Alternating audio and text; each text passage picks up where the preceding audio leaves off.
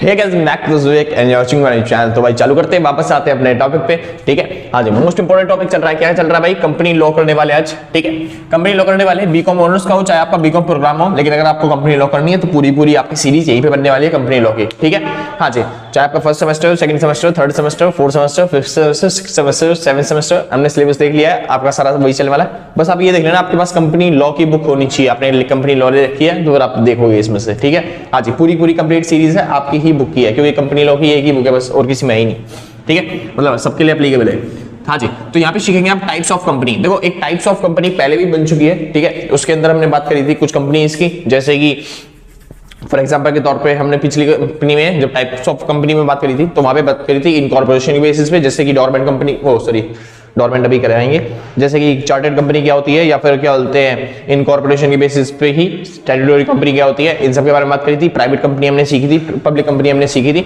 ठीक है ना, हाँ जी, तो इस तरह की कंपनी जैसे limited company, limited by guarantee, limited by paid up share capital, ठीक है, अनपेड शेयर कैपिटल। हाँ जी, तो इस तरीके से हमने कंपनी के बारे में सीखा था।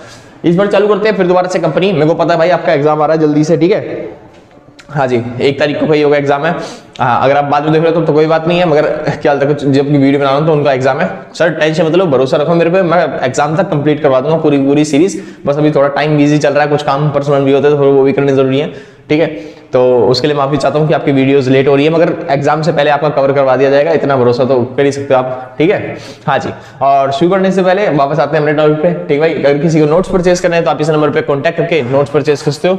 जो भी मिनिमम अमाउंट होगा आप व्हाट्सएप पे पे कर देना, और क्या बोलते हैं आप परचेज कर लोगे आराम से। ठीक है, पीडीएफ की फॉर्म में, टेंशन मत लो। मेरे को पता है मेरी राइटिंग बहुत खराब है, और इस बार तो मैंने बहुत छोटा लिखा हुआ है। ठीक है, क्योंकि पेन वैन थोड़े खराब हो रहे हैं, तो इस वजह से नए पेन लेके आएंगे कल, तब बनाएंगे वीडियो। तो क्या बोलते हैं, जिसको भी नोट्स परचेज करने हैं तो इस नंबर पे कांटेक्ट करना। जो भी मिनिमम अमाउंट होगा आप पे करके आप आराम से परचेज कर सकते हो नोट्स। ठीक है भैया, हाँ जी, कंप्यूटर टाइपिंग में नोट्स है, मेरी राइटिंग में नहीं है। तो शुरू करते हैं, फटाफट से आते हैं अपने टॉपिक पे। ठीक है, बुक्स में ना आपके में यहां से चालू कर रखा है, होल्डिंग कंपनी, सब्सिडी कंपनी, इन सब के बारे में बता रखा है। वो तो बहुत छोटे टॉपिक हैं, तो मैं सीधा यहीं से चालू करता हूं ताकि आप बड़ा टॉपिक जो है ना एक बार मैं कवर कर पाऊं, क्योंकि ज्यादातर क्वेश्चन यहां से आते हैं, वहां से मुश्किल से 2 नंबर के या फिर 1 नंबर का क्वेश्चन आ जाए तो अलग बात है, क्योंकि आपके एग्जाम में तो वो भी नहीं आता। ठीक है, हाँ जी, आपके एग्जाम में थोड़े बड़े क्वेश्चन नहीं आते, तो फिर उसी के बारे में चालू करते हैं। भाई बात आती है सबसे पहले किसकी? गवर्नमेंट कंपनी की। कि गवर्नमेंट कंपनी क्या होती है? तो बेसिकली बस इसे समझ लो कि गवर्नमेंट ने अगर किसी कंपनी पे कंट्रोल कर रखा है तो वो कंपनी क्या कहलाती है? गवर्नमेंट कंपनी कहलाती है। यानी कि ऐसी कंपनी जिसमें 51% शेयर किसका होता है? गवर्नमेंट का। बाकी जो बच गया 49% शेयर वो किसका होगा? किसी का भी हो सकता है, चाहे वो प्राइवेट का हो चाहे किसी और का हो, मतलब 51% किसका होना चाहिए? शेयर गवर्नमेंट का। अब वो गवर्नमेंट कोई सी भी हो सकती है भाई, चाहे वो सेंट्रल गवर्नमेंट हो, चाहे वो स्टेट गवर्नमेंट हो, या फिर दोनों ने बांट के कर रखा हो, मगर 51% शेयर किसका होना चाहिए? गवर्नमेंट का। तो अगर 51% शेयर या उससे ज्यादा शेयर गवर्नमेंट के हैं तो वो कंपनी क्या बन जाएगी? Government company. आसान है ना? बस बहुत सी सिंपल सी डेफिनेशन दी, तो आप आराम से कर लोगे। तो गवर्नमेंट कंपनी की डेफिनेशन दे रखी है भाई सेक्शन 245 के हिसाब से। क्या दे रखी है? ऐसी कंपनी जिसका 51% या फिर उससे ज्यादा शेयर किसके पास हो?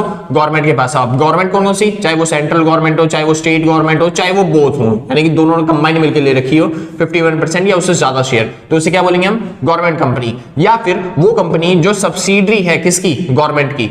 जैसे गवर्नमेंट की कोई कंपनी है, उसकी एक सब्सिडरी भी है, तो सब्सिडरी जो कंपनी है वो भी क्या बन जाएगी? गवर्नमेंट की ही कंपनी बन जाएगी। तो अगर गवर्नमेंट ने कोई सब्सिडरी कर रखी है तो फिर वो भी कंपनी क्या कहलाएगी?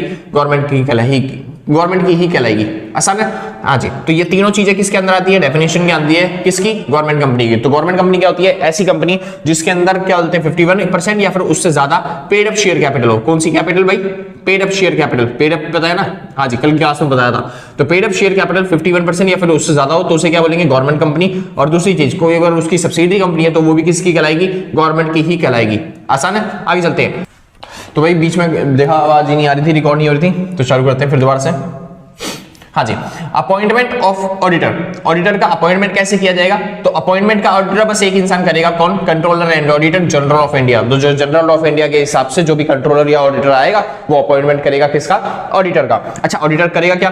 Power of direct the manner in which company account shall be audited. यानी कि क्या बोलते हैं, और जो ऑडिटर होगा वो चेक करेगा, उसके पास इतनी पावर होगी कि वो सारी चीजें चेक करेगा कि ना जो कंपनी के अकाउंट्स हैं, गवर्नमेंट कंपनी के जितने भी अकाउंट्स हैं वो किस तरीके से क्या करे जाएंगे, मैनेज करेंगे जाएंगे। अब खुद ही समझिए ना भाई, गवर्नमेंट के पास इतना टाइम थोड़ी ना जो कंपनी पे निगरानी रखे, मतलब नजर रखे हर बार भाई कंपनी ये काम कर रही है नहीं कर रही, कंपनी इस तरीके से काम कर रही है नहीं कर रही, ठीक है। तो वो अपनी तरफ से क्या भेज देती है, ऑडिटर को भेज देती है। तो ऑडिटर जो होता है वो चेक करता रहता है, उसके पास सारी पावर होती है कि वो चेक करेगा कि कंपनी ठीक तरीके से काम कर रही है नहीं कर रही, कंपनी के फाइनेंशियल स्टेटमेंट ठीक से बन रहे हैं नहीं बन रहे, या फिर क्या बोलते हैं कंपनी चलते ठीक ठाक काम कर पाई नहीं कर पाएगी, जो भी काम होते हैं उसको काम चलते सौंपा जाएगा। आसान है। तो गवर्नमेंट की तरफ से ज्यादातर जो काम है वो कौन करेगा, ऑडिटर करेगा। किसके पॉइंट ऑफ व्यू से, गवर्नमेंट के पॉइंट ऑफ व्यू से। आगे चले, हाँ जी, ऑडिट रिपोर्ट। अब ये ऑडिट रिपोर्ट कैसे बनती है और क्या बनाती है और क्या होता है, किसको सबमिट करनी पड़ती है, उसकी बात करते हैं। तो जो ऑडिटर होगा वही क्या बनाएगा, ऑडिट रिपोर्ट बनाएगा। और जो ऑडिटर होगा वो ऑडिट रिपोर्ट बना के किसको सबमिट करेगा, ऑडिटर सबमिट करेगा किसके पास, controller and auditor general of India के पास। यानी कि controller and auditor general of India ने क्या किया था, अपॉइंट किया था किसको, ऑडिटर को। इन्होंने तो अपॉइंट किया था ना ऑडिटर को, किसके लिए, ऑडिट रिपोर्ट बनाने के लिए। तो ये ऑडिट रिपोर्ट बनाएगा और किसको सबमिट करेगा, इन्हीं को वापस सबमिट करेगा। और फिर ये लोग क्या करेंगे, ये उस पर कमेंट करेंगे या फिर अपने सप्लीमेंट देंगे। क्या करेंगे, कमेंट करेंगे या फिर क्या करेंगे, वो सप्लीमेंट देंगे। यानी अगर उनको लगता है कि कोई चीज ठीक होनी चाहिए थी या फिर कोई चीज अलग दे रखी है इसमें, तो फिर वो बताएंगे भाई ऐसा नहीं होना चाहिए था, ऐसा होना चाहिए था। और उसके बाद अगर उनको लगता है ठीक है वो सारी की सारी रिपोर्ट, तो वो प्लेस करेंगे कहां पे, अपनी एजीएम में, एनुअल जनरल मीटिंग में क्या करा जाएगा, उसको पेश किया जाएगा। जो मीटिंग होती है हर साल, हाँ जी, जिसको किसने बुलाया होगा, ऑडिटर ने ही बुलाया होगा। ऑडिटर क्या होता है, डेट फिक्स कर देगा कि इस दिन की मीटिंग होने वाली है, सबको आना पड़ेगा क्या होता है मीटिंग के अंदर। और वहां पे क्या करी जाएगी, ये जो रिपोर्ट थी एनुअल रिपोर्ट, उसको पेश किया जाएगा। और इसके कमेंट के साथ जो भी इसको क्या होता है अपने पॉइंट ऑफ व्यू से कहना है, किसको कहना है, controller and auditor general of India को, तो उसके पॉइंट ऑफ व्यू से के साथ उसके कमेंट्स और उसके सप्लीमेंट्स के साथ वहां पे पेश किया जाएगा एनुअल जनरल रिपोर्ट में, मतलब एनुअल जनरल मीटिंग में क्या पेश किया जाएगा, ऑडिट रिपोर्ट। सिंपल थी ना भाई, हाँ जी। तो ऑडिट रिपोर्ट के बारे में, ऑडिट रिपोर्ट कौन बनाता है, ऑडिटर बनाता है। किसके कहने पर बनाता है, controller auditor general of India के कहने पर बनाता है, आसान है। और किसको पेश करता है, तो वो कंट्रोलर जनरल, मतलब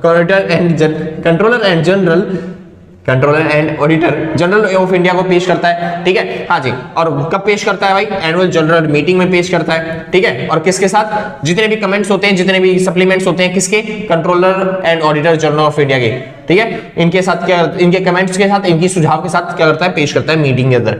आगे चलते हैं, एनुअल रिपोर्ट क्या होते हैं, एनुअल रिपोर्ट क्या होती है, सुनिए आप ध्यान से। गवर्नमेंट जितनी भी कंपनी है गवर्नमेंट की, उसके अंदर एनुअल रिपोर्ट बनाना मैंडेटरी है। एनुअल रिपोर्ट बनाना क्या होता है, मैंडेटरी। ऑडिटर एनुअल रिपोर्ट बनाएगा और ये बात क्या है, मैंडेटरी। और इसको फिर पेश किया जाता है एनुअल जनरल मीटिंग में। और एनुअल जनरल मीटिंग में अगर ये पास हो जाती है, तब इसको दिखाया जाएगा कहां पे, पार्लियामेंट में। कहां पे दिखाया जाएगा, पार्लियामेंट में। तो जो एजीएम है ना, एजीएम से पार्लियामेंट में दिखाने के बीच में 30 डेज का टाइम दिया जाता है। यानी कि जो भी आपके पास 30 डेज होंगे, मतलब कि जब आपने एजीएम कर ली, एजीएम में सारी डिस्कशन हो गई है भाई, सारी डिस्कशन हो चुकी है, उसके बाद आपको कहां पे पेश करना पड़ेगा, उसे कहां पे पेश करना पड़ेगा, पार्लियामेंट में। पार्लियामेंट में वही राज्यसभा और लोकसभा जो दोनों हाउसेज होते हैं, वहां पे पेश करना पड़ेगा कि आपकी कितनी रेवेन्यू है, आपकी कितनी एसेट्स हैं, कितनी लायबिलिटीज है, कितना आपने प्रॉफिट कमाया, ताकि गवर्नमेंट पता कर पाए हाँ जी किस तरीके से अपनी आपकी कंपनी क्या हो रही है, रन कर रही है। आसान है। वो भी कितने महीने के अंदर, 3 महीने के अंदर, 30 डेज कह देगा भाई, 3 महीने के अंदर, सॉरी 90 डेज कह रहा था मैं, 90 डेज, यानी कि 3 महीने के अंदर आपको क्या करना पड़ेगा भाई, एनुअल जनरल मीटिंग के बाद से 3 महीने के अंदर आपको कहां पे जमा करना पड़ेगा, उसे पार्लियामेंट के अंदर सबमिट करना पड़ेगा। आसान था भाई, हाँ जी। तो ये थी क्या बोलते हैं गवर्नमेंट कंपनी, और गवर्नमेंट कंपनी में ऑर्डर कैसे अपॉइंट करते हैं, और एनुअल जनरल मीटिंग क्या होती है, या फिर क्या बोलते हैं ऑडिट रिपोर्ट कैसे बनती है और कब तक सबमिट करना पड़ता है। आगे चले, बात आती है भाई फॉरेन कंपनी। फॉरेन कंपनी क्या होती है, ऐसी कंपनी, बस बेसिकली तरह समझ लो, फॉरेन कंपनी क्या होती है, ऐसी कंपनी जिसका इनकॉर्पोरेशन, जिसकी स्थापना कहां हुई है, बाहर हुई है, विदेशों में। आसान है। उसका मालिक कौन है उससे मैटर नहीं करता।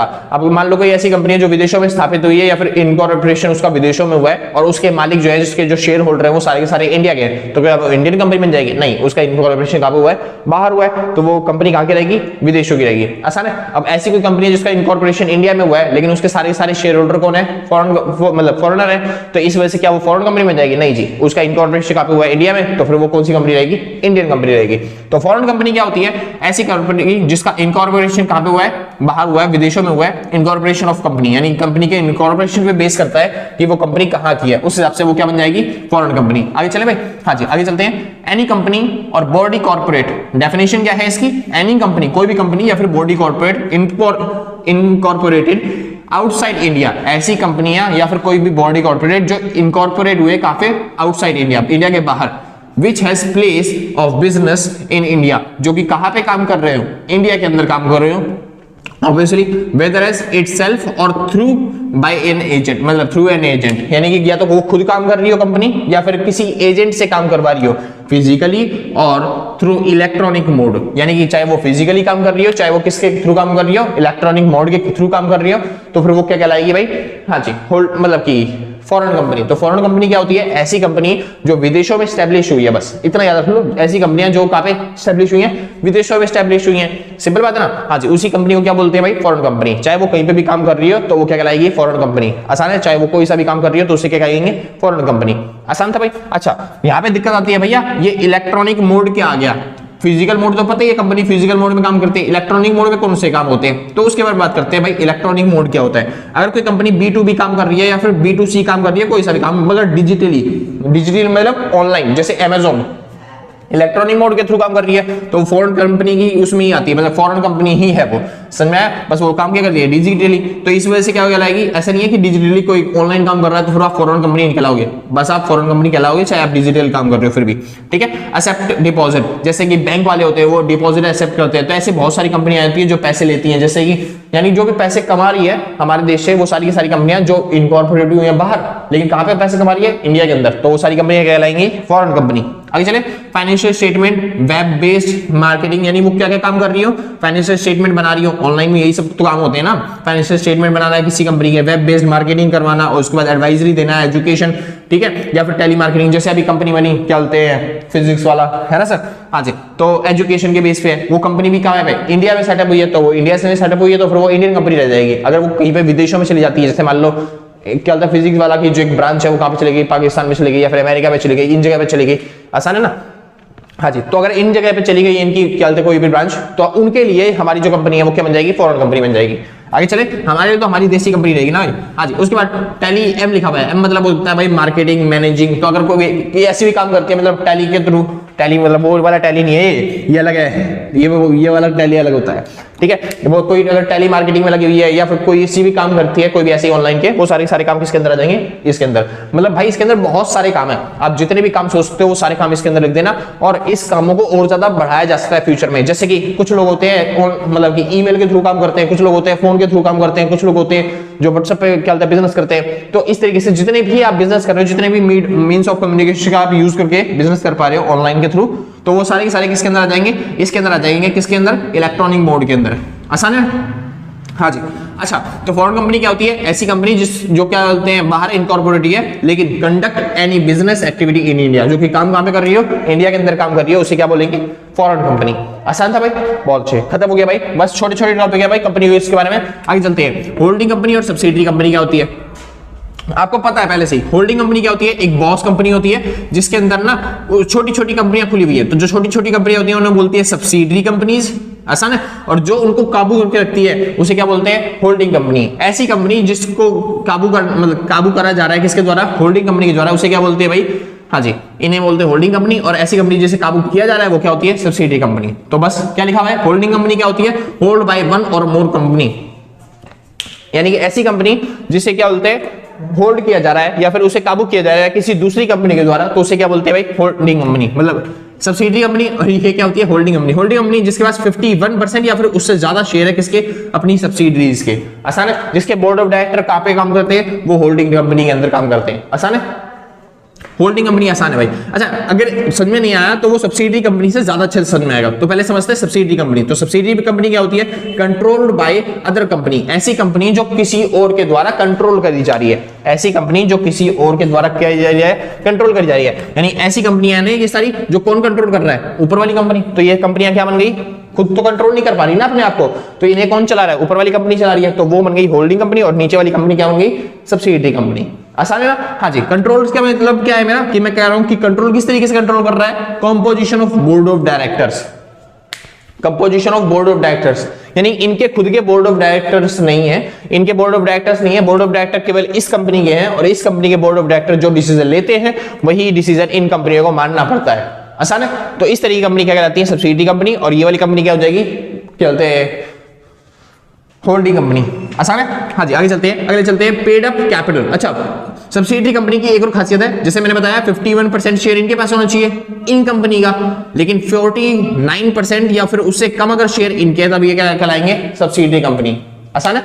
हाँ जी, अब ये कंपनी होल्डिंग कंपनी जो है, जैसे कि 60% या फिर 70% भी शेयर कर रही है होल्ड अपनी सब्सिडरी कंपनी के, और इनके पास कितना रह गया 30% या फिर 40%, तो ये भी क्या बन गई, सब्सिडरी कंपनी बन गई, और ये क्या बन गई, होल्डिंग कंपनी। मतलब आधे से ज्यादा शेयर किसके पास होने चाहिए, इनके पास नहीं होने चाहिए, इस होल्डिंग कंपनी के पास होने चाहिए। शुक्र है। हाँ जी, तो ये हो गया सब्सिडरी और होल्डिंग कंपनी खत्म। आगे चलते हैं, छोटे छोटे टॉपिक। नाम आता है एसोसिएट कंपनी और निधि कंपनी और डोरमेंट कंपनी। एसोसिएट कंपनी क्या होती है, जैसे तो समझिए, अगर किसी कंपनी के 51% से ज्यादा शेयर इसने ले रखे तो ये होल्डिंग कंपनी बन गई, और किसी कंपनी के अगर 49% से चलते कम शेयर इनके पास हैं तो ये क्या बन गई, सब्सिडरी। अब सुनिए, सब्सिडरी की तरह ही है एसोसिएट कंपनी, बस थोड़ी सी अलग है। एसोसिएट कंपनी क्या होती है, ऐसी कंपनी होती है जिसके क्या होता है 20% से ज्यादा शेयर किसी ने ले रखे हैं। समझ में आया? ऐसी कंपनी जो पूरी तरीके से किसी और पे डिपेंड तो नहीं है, मतलब सब्सिडरी तो नहीं है किसी की, मगर ये कि जो शेयर होल्डर है या फिर जो कंपनी है दूसरी कंपनी, वो इन पे इन्फ्लुएंस डालती है।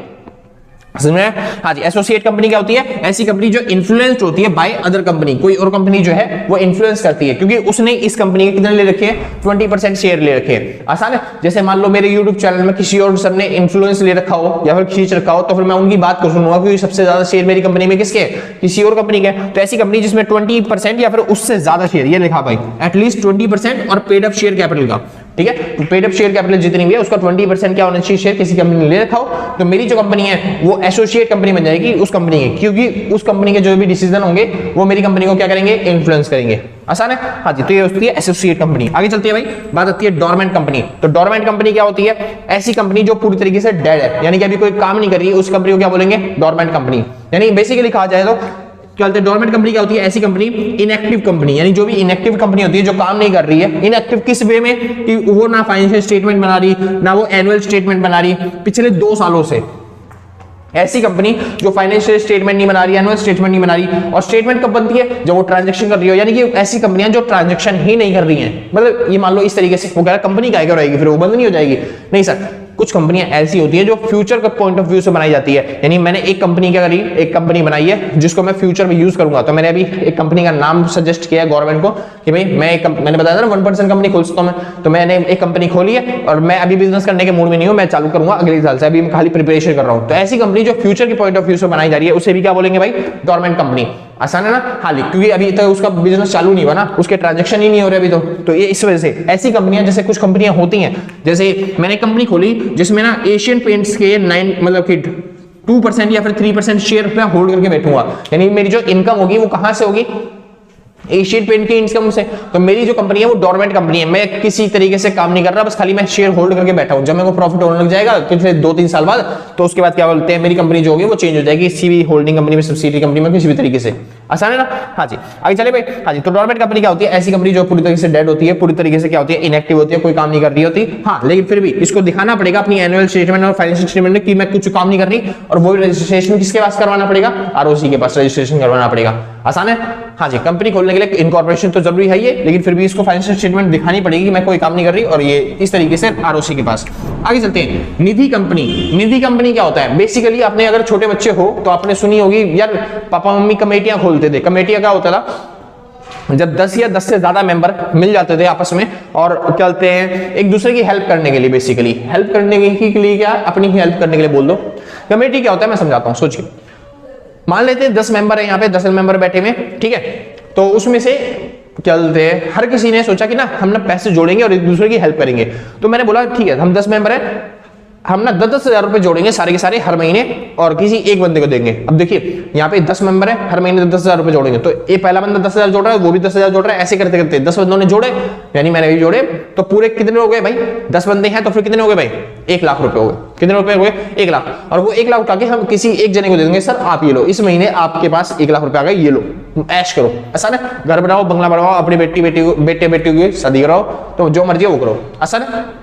अगले महीने फिर दोबारा से 10,000 रुपए जोड़ेंगे, ठीक है, सारे के सारे। और फिर 10 बंदे जोड़ के मतलब 1 लाख रुपए हुए, फिर हम दूसरे बंदे को दे देंगे, फिर हम ऐसे ही तीसरे बंदे को दे देंगे तीसरे महीने, चौथे महीने को चौथे बंदे को। ऐसे भैया जितने पैसे हमने दिए उतने पैसे तो हमें मिल रहे हैं। हाँ, हो सकता है कि जितने पैसे आप दे रहे हो उतने पैसे आपको मिले, लेकिन बात क्या है, ऐसे 10,000 रुपए जोड़ रहे हो, आपके हिसाब से कितने जाने बस आपके पैसे से 10,000 रुपए। तो अगर आप कहीं पे खुद जोड़ रहे होते बैंक में, आप 10,000 रुपए, 20,000 रुपए, 40,000 रुपए, 50,000 रुपए जोड़ते, तो फिर उससे ज्यादा आप जोड़ ही नहीं पाते, खर्चा करना हो जाता है घर में, ठीक है भाई। तो इस वजह से हम लोग क्या करते हैं, अब यहाँ पे सेविंग की हैबिट बनाने के लिए ये चीज कर रहे हैं, यानी कमेटी खोल रहे हैं जिससे 10,000 रुपए जोड़ेंगे और एकदम से आपको कितने रुपए मिल रहे हैं, 1 लाख रुपए। तो आपका 1 लाख रुपए जो होता है वो मोटा रकम होता है, तो आप कुछ ना कुछ काम कर सकते हो उससे, ठीक है भाई। हाँ जी, तो निधि कंपनी क्या होती है, ऐसी कंपनी जो सेविंग बढ़ाने के लिए अमंगस्ट इट्स मेंबर, जो भी उसके मेंबर्स होते हैं उनके बीच में सेविंग की मोटिव बढ़ाने के लिए कि वो पैसा सेव करें। आसान है, हाँ जी, इसलिए खोली जाती है। रिसीविंग डिपॉजिट्स फ्रॉम मेंबर्स, ऐसी कंपनी जो रिसीव करती है डिपॉजिट्स किससे, मेंबर से, और अपने ही मेंबर्स को क्या प्रोवाइड करती है, लोन प्रोवाइड करती है एक तरीके से। हाँ, उनको वापस तो करना पड़ रहा है वो पैसा 10,000 रुपए करके, लेकिन भाई ऐसी कंपनी जो सेविंग का मोटिव बढ़ाने के लिए खोली जाती है अपने मेंबर्स के बीच में, उसे क्या बोलते हैं, निधि कंपनी। आसान भाई। तो यहाँ पे खत्म होता है आपको पूरा चैप्टर, ठीक है। होप कि आपको समझ में आएगा भाई, ज्यादा डीपली करवाया नहीं क्योंकि इस चैप्टर से ज्यादा डीपली आएगा नहीं। मेन जो आएगा वो गवर्नमेंट कंपनी के बारे में आएगा, फिर उसके बाद फॉरेन कंपनी। तो एक बार रिवीजन कर लेते हैं फटाफट से क्या हुआ था। तो गवर्नमेंट कंपनी क्या होती है, सेक्शन 245 के अंदर क्या रखा है, 51% अगर शेयर किसके पास है, गवर्नमेंट के पास हो, चाहे सेंट्रल गवर्नमेंट हो चाहे स्टेट गवर्नमेंट हो, बस गवर्नमेंट के पास होनी चाहिए, तो वो क्या कहलाएगी, government company. Subsidiary of government company भी, यानी किसी गवर्नमेंट कंपनी की कोई छोटी कंपनी अलग से उन्होंने खोल रखी है, सब्सिडरी कंपनी खोल रखी है, तो वो भी क्या कहलाएगी, government company. Appointment of auditor, auditor का अपॉइंटमेंट कैसे किया जाएगा, अपॉइंटमेंट का मतलब अपॉइंटमेंट कौन करेगा ऑडिटर का, तो केवल एक ही इंसान करेगा, controller and auditor general of India.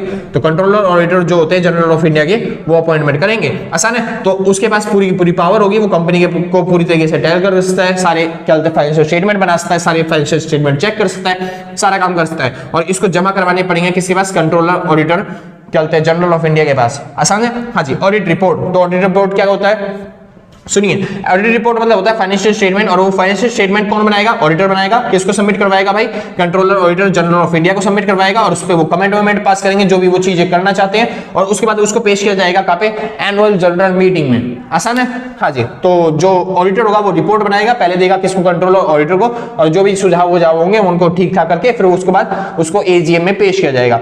आसान है, हाँ जी। एनुअल रिपोर्ट को कहाँ पे पेश किया जाएगा, तो समझिए ध्यान से, ये ऑडिट रिपोर्ट थी, अब ये एनुअल रिपोर्ट है। एनुअल रिपोर्ट को क्या बोलते हैं, जो एजीएम है, एजीएम से 30 दिन का टाइम मिलेगा। एजीएम में जो आपने रिपोर्ट पेश करी है उसमें आपको 30 दिन का टाइम मिलेगा, और 30 दिन के अंदर, सॉरी 30 दिन कह रहा हूं मैं, 30 दिन कह रहा हूं भाई, बार बार मुंह से पता नहीं क्या निकल रहा है।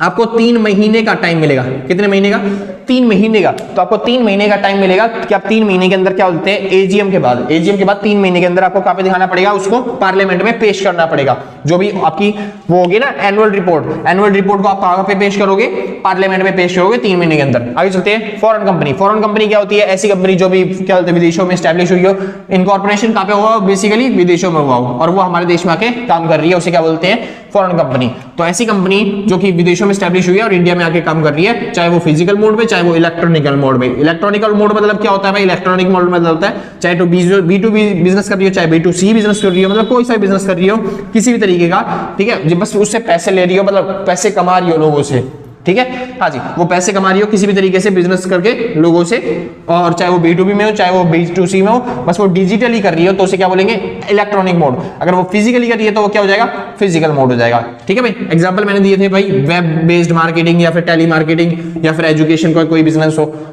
ये सारे बिजनेस। आगे चलते हैं, होल्डिंग कंपनी क्या होती है और सब्सिडी क्या होती है।